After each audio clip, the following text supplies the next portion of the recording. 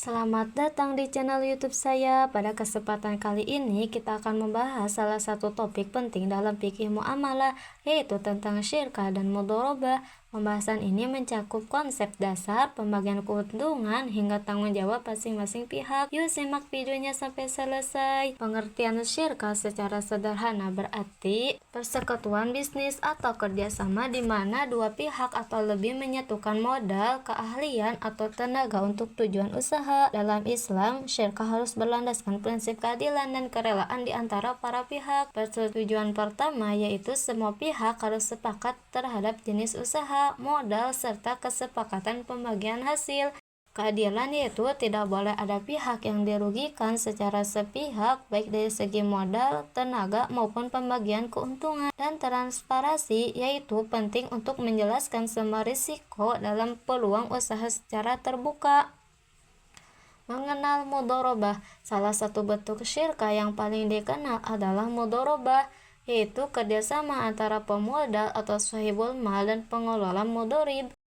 Sahibul mal yaitu pihak yang menyediakan modal 100% dan mudharib yaitu pihak yang mengelola usaha dan menjalankan operasional bisnis. Bagaimana sih pembagian keuntungannya? Pembagian keuntungan atau nisbah bagi hasil biasanya disepakati di awal, misalnya 60% untuk sahibul mal dan 40% untuk mudharib, atau porsi lainnya sesuai kesepakatan.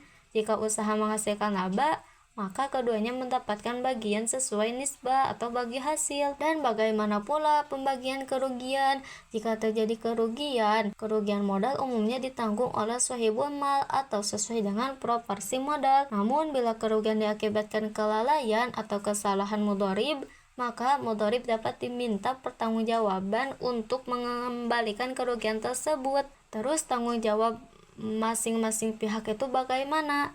Sahibul mal atau investor atau pemodal biasanya menyediakan 100% modal, berhak menerima laporan berkala tentang perkembangan usaha, menerima keuntungan sesuai persentase yang telah disepakati. Terus mudharib atau pengelola keuangan bertanggung jawab penuh dalam mengelola usaha, mulai dari operasional, strategi pemasaran, hingga administrasi, tidak menanggung kerugian finansial jika kerugian itu disebabkan oleh faktor normal bisnis atau bukan kelalaian. Jadi wajib mengganti kerugian jika terbukti lalai, salah urus, atau menyalahgunakan dana. Praktik di lapangan, pastikan perjanjian mudharabah dibuat secara tertulis untuk menghindari perselisihan di kemudian hari. Kelola keuangan dengan transparan, misalnya menggunakan pembukuan yang rapi dan laporan yang rutin.